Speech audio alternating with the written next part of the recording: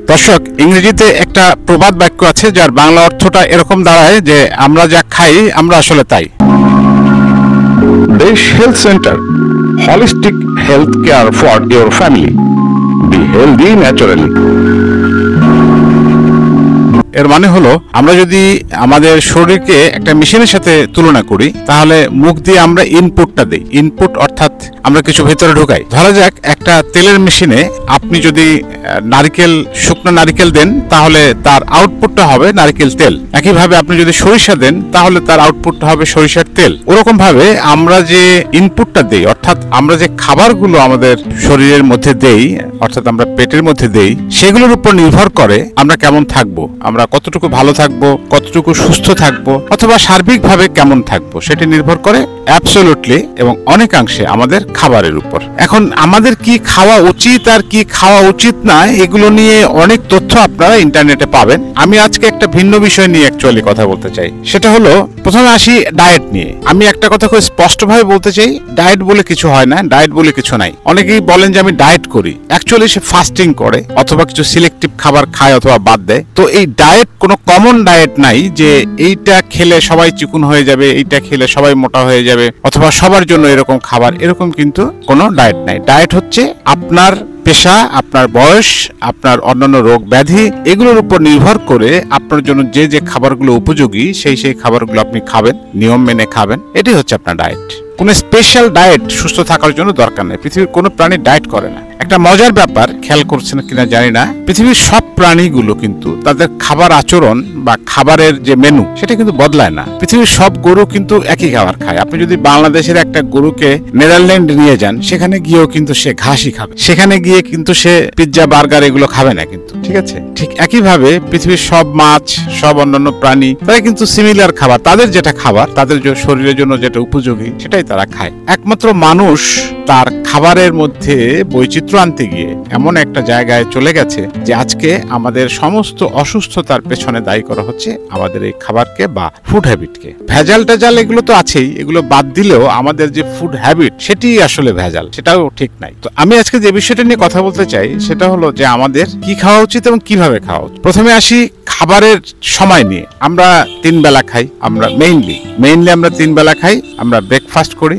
আমরা লাঞ্চ করি এবং আমরা ডিনার করি। পৃথিবীর অন্য কোনো প্রাণী কি এরকম 3 বেলা মেপে খায়? তার যখন ক্ষুধা লাগে তখন সে খায়, যখন ক্ষুধা লাগে না তখন সে খায় না। এখন মানুষের ক্ষেত্রে এই নিয়মটি প্রযোজ্য কিনা এটা নিয়ে অনেক বিতর্ক আছে, অনেক দ্বিমত আছে যে আমরা কি যখন ক্ষুধা লাগবে তখনই শুধু খাবো নাকি একদম ঘড়ি ধরে কাটায় কাটায় ব্রেকফাস্ট, লাঞ্চ, ডিনার বা স্ন্যাক্স এগুলো নিব। এখানে বিষয়টা হচ্ছে যে আপনি যদি খেয়াল করেন তাহলে দেখবেন যে ওই যে বললাম যে গরু কিন্তু তার খাবারটাই সে খায়, তার জন্য যে খাবার নির্ধারিত ঘাস, বিচালি অথবা খড় এটাই, এর বাইরে কিন্তু তারা আপনি হাজার পিৎজা বার্গার মানে বিরিয়ানি দেন না কেন সে কিন্তু খাবে না। সুতরাং সে একটা ন্যাচারাল খাবার খাচ্ছে যেটি তার শরীরের সাথে অ্যাডজাস্ট হয়ে গেছে। তার অনেক পূর্বপুরুষ থেকেই সে এই ঘাস খেয়ে আসছে এবং তার বডির স্ট্রাকচার, তার যে স্টমাক এটা এই খাবারের সাথে ফ্যামিলিয়ার হয়ে গেছে। সুতরাং সে যখনই খাক না কেন সেটি কিন্তু হজম হয়ে যাবে এবং সে যখন ক্ষুধা লাগে তখন একটু খায়, অল্প অল্প করে খায়, বারবার খায়, সারাদিন খেতেই থাকে। কিন্তু মানুষের ক্ষেত্রে তো এটা প্রযোজ্য হবে না, কারণ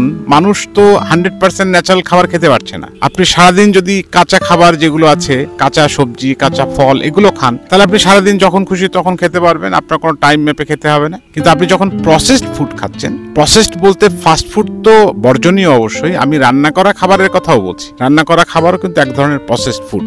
এই প্রসেসড ফুডটা যখন আপনি খাচ্ছেন তখন আপনাকে কিছু নিয়ম মেনেই খেতে হবে, কারণ আপনার শরীর বা আমাদের শরীর এখনো পর্যন্ত, আমরা যদি সভ্যতার ইতিহাস দেখি, আমরা এই সেদিনও কিন্তু কাঁচা মাংস, কাঁচা সবজি এগুলি খেয়েছি। এখনো পর্যন্ত আমাদের স্টমাক এই ধরনের কুকড ফুড অথবা এই ধরনের প্রসেসড ফুড খাবার উপযোগী হয়নি। হয়তো আরো কয়েক লক্ষ বছর পরে হবে। আমাদের স্টমাক এখনো সেই কাঁচা খাবারটাকেই বেশি স্বাচ্ছন্দ্য বোধ করে এবং বেশি পছন্দ করে। কাঁচা বলতে ন্যাচারাল ফুডের কথা আমি বলছি। আমরা রান্না করার মধ্যে দিয়ে আমরা সভ্যতা শিখেছি, ঠিক আছে, কিন্তু সেই সভ্য হতে গিয়ে আমরা রান্নাটাকে আমরা একটা বিলাসিতার পর্যায়ে নিয়ে গেছি যে সেটা এখন আর আমাদের চাহিদার মধ্যে নাই। খাবার খানিকটা এখন শখের মধ্যে চলে গেছে। খাবার মানুষের অন্যতম মৌলিক চাহিদা। চাহিদা, প্রধানতম মৌলিক চাহিদা। কিন্তু এখন খাবার যেটা দাঁড়িয়েছে আমাদের, সেটি আর মৌলিক চাহিদার মধ্যে নাই, সেটি এখন শখের পর্যায়ে চলে গেছে। আমরা আয়োজন করে, শখ করে আমরা রেস্টুরেন্টে খেতে যাই, আমরা দাওয়াত খেতে যাই, আমরা বিভিন্ন ধরনের খাবার তৈরি করে সেটি টেস্ট করতে চাই, আমরা ইরানিয়ান খাবার খেতে চাই, আমরা পাকিস্তানি খাবার খেতে চাই, আমরা ইতালিয়ান পিৎজা বানায় খেতে চাই। সুতরাং খাবার এখন আর প্রয়োজনীয়তা বা মৌলিক প্রয়োজনের জায়গা নাই। পৃথিবীর সমস্ত প্রাণী তাদের বেঁচে থাকার জন্য খাবার খায়, আর আমরা খাওয়ার জন্য বেঁচে থাকি, অর্থাৎ মানুষ খাওয়ার জন্য বেঁচে থাকে। এবং না খেতে পারলে তার শান্তি হয় না, তার সবকিছুতে খাওয়া চাই, তার পরীক্ষার রেজাল্ট ভালো হলে খাওয়া চাই, তার বিয়ে শাদী হলে খাওয়া চাই, তার চাকরি হলে তার খাওয়া চাই।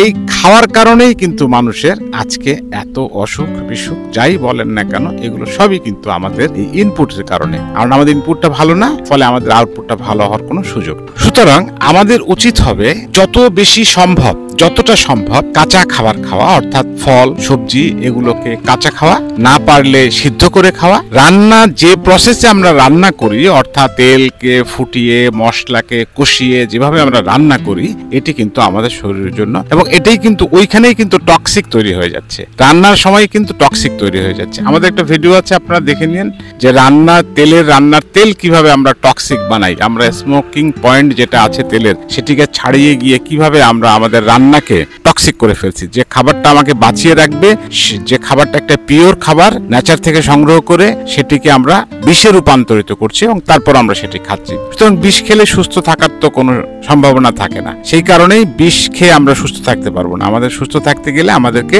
ন্যাচারাল ফুডের দিকে যতটা বেশি সম্ভব আমাদের ন্যাচারাল ফুডে আসতে হবে। আমাদের কাঁচা খাবার খেতে হবে, কাঁচা সালাদ খেতে হবে, কাঁচা ফল খেতে হবে, কাঁচা সবজি খেতে হবে, এবং এটা আমরা বিভিন্ন ভাবে খেতে পারি। আস্ত খেতে পারি, জুস করে খেতে পারি, অ্যাটলিস্ট অন্তত হালকা সিদ্ধ করেও খাওয়া চলবে, তাতেও কোনো সমস্যা নাই। কিন্তু আমরা চেষ্টা করব, যদি আমরা সত্যিকার অর্থেই সুস্থ থাকতে চাই, এবং আমরা যে স্লোগানটা দিই, বি হেলদি ন্যাচারালি, এবং ওষুধ ছাড়া আপনি সুস্থ থাকবেন। আমরা সবসময় যে কথাটা বলি, যে ওষুধ ছাড়া আমরা খাবারকেই ওষুধ হিসেবে যদি গ্রহণ করতে পারি, তাহলে কিন্তু আমাদের আর সিনথেটিক মেডিসিন নেওয়ার প্রয়োজন পড়বে না। আমরা দৈনন্দিন যে খাবারগুলো খাই, এগুলো সবগুলোই কিন্তু উপকারী এবং এগুলো কিন্তু ওষুধি গুণ সম্পন্ন, কিন্তু আমরা সেই ওষুধি গুণটাকে নষ্ট করে দিয়ে তারপরে আমরা খাচ্ছি। আমরা সেই খাবারটার যে পুষ্টিমান সেদিকে নজর না দিয়ে আমরা নজর দিচ্ছি টেস্টের দিকে। আমরা ফুড ব্লগারদের ফলো করছি, আমরা কুকিং চ্যানেলগুলো ফলো করছি, করে কে কত রসিয়ে কষিয়ে রান্না করতে পারছেন এই প্রতিযোগিতায় আছে। এবং এখানে মুখ্য বিষয়টা কিন্তু দাঁড়াচ্ছে টেস্ট।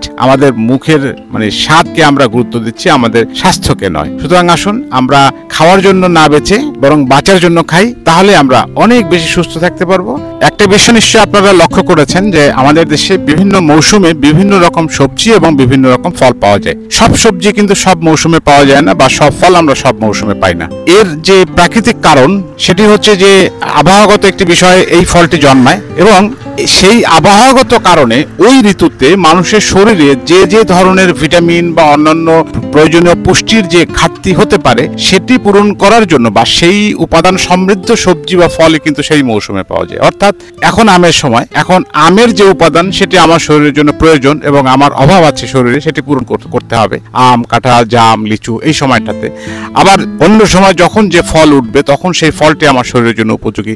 যখন যে সবজি উঠবে, তখন সেই সবজি আমার শরীরের জন্য প্রয়োজনীয়। আমাদের এখন একটা বাতিক হয়ে গেছে, আমাদের সারা মৌসুমে আমরা 12 মাসই বেগুন খুঁজছি, 12 মাসে লাউ খুঁজছি। কেন রে ভাই 12 মাস লাউ খেতে হবে কেন? নেচারের বিরুদ্ধে যে খুব বেশি দূর আমরা যেতে পারবো না। নেচারের বিরুদ্ধে থেকে, নেচারের সাথে লড়াই করে আমরা খুব বেশি দূর টিকতে পারবো না। বরং নেচারকে সাথে নিয়ে আমাদের চলতে হবে, নেচারের মতো করে চলতে হবে, প্রকৃতির মতো করে চলতে হবে। প্রকৃতি আপনাকে যখন যে ফল দেয় তখন সেই ফল খান।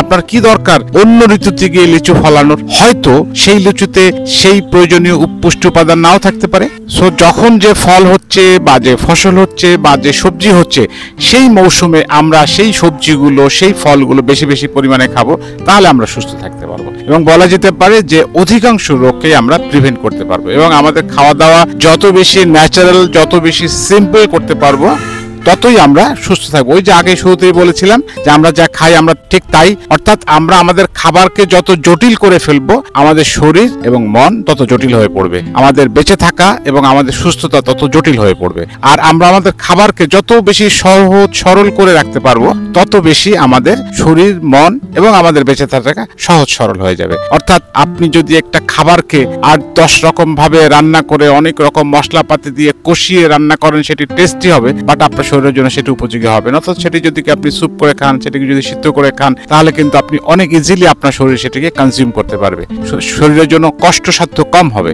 আমাদের ইদানিং কোলন ক্যান্সার বেড়ে যাচ্ছে, ডায়াবেটিস তো অনেক আগেই বেড়ে গেছে, বা অন্যান্য যে সমস্ত ডিজেনারেটিভ রোগগুলো আমাদের দেখা দিচ্ছে, অর্থাৎ অসংক্রামক যে সমস্ত নন কমিউনিকেবল যে সমস্ত ডিজিজ দেখা দিচ্ছে, এর 90%-এরও বেশির জন্য দায়ী কিন্তু আমাদের ফুড হ্যাবিট। সুতরাং আমরা যদি আমাদের ইনপুটটাকে ঠিক করতে পারি তাহলে আমরা নিশ্চয়ই বেটার আউটপুট পাবো। ধন্যবাদ সবাইকে, ভালো থাকবেন, সুস্থ থাকবেন।